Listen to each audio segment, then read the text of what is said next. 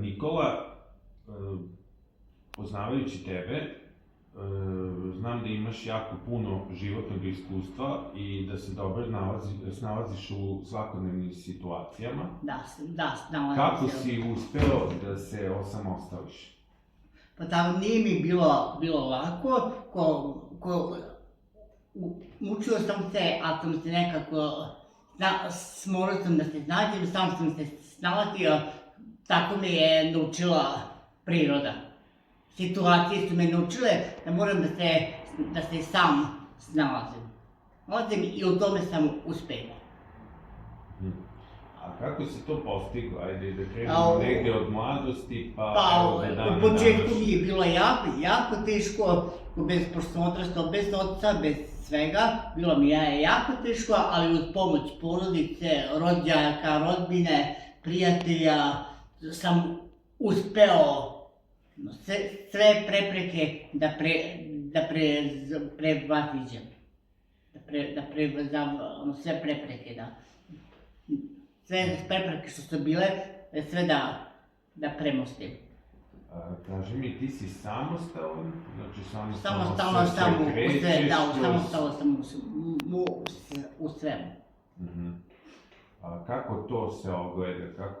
Kako ti to, šta ti je pomoglo da se osamostališ? Ili si imao neke, te neko nešto savjetovao? Imao sam dobre savjete, prijatelji su me puno savjetovali, ali mama me dobro, imao sam dobro sam potkovan, kako kažu, a i sam sam gledao kako se ljudi drugi snalaze, pa sam i ja gledao to da primenim.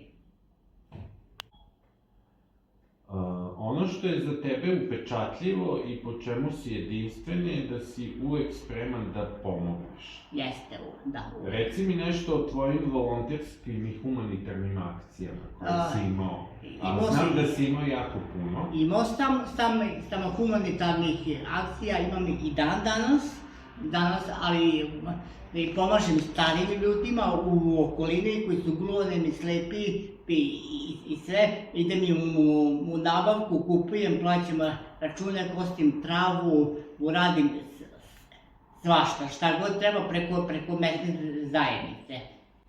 Sam volonter, već godinama, a pogotovo za nacionalne manjine koji znaju mađarski, pošto sam ja znam dobro mađarski.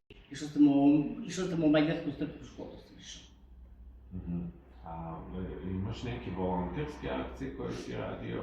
Pa, volonterske akcije, to su volonterske što pomažeš ljudima koji su dobro zadovoljni i da im malo olakšaš svakodnevni život. Tebi je bitno da su oni zadovoljni, da im ti uz tu pomoć njima da pomažeš da oni budu zadovoljni. Vidim se prosto na listu da su zadovoljni. A kaži mi samo kako dolaze do tebe, kako te pronađu to?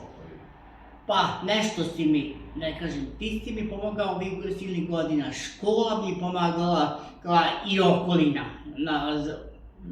Znači, jednostavno, ljudi osjete nešto u meni, osjete kao što životinje osjete da li ih voliš ili ih ne voliš, pse. Pse su jako osjetljivi. Znači, da li ih voliš ili ne voliš. Tako je i sa ljudima. Ako si pozitivan i tu pozitivnu energiju ti imaš, to ljudi osjete i okolina i celokupno ovo društvo. A šteta je što mnogi te osobine nemaju. To se u današnje vreme jako se izgubilo.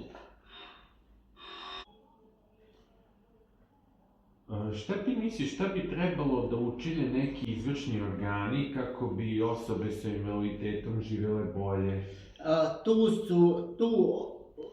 Pogotovo bi trebalo doneti nove zakone, osavremeniti ih i primenjivati ih. A izgleda da oni nemaju volje i motivacije sa invaliditetom, uopšteno socijalna služba, i sve, to bi sve trebalo izmijeniti. Ono što je ranije bilo po zakonu do 4 sata, onda i omogućiti ko može da radi i da mu se omogući da onaj koji je sposoban, recimo kao ja, da mu se omogući da radi u nekoj firmi, preduzeću, privatno, državno, način nebitno.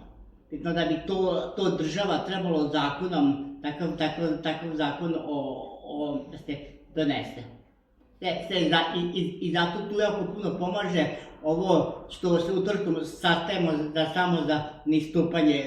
Tu isto jako puno može da se uradi kad bi mi imali saradnju sa skupštinom grada Novog Sada za socijalna pitanja.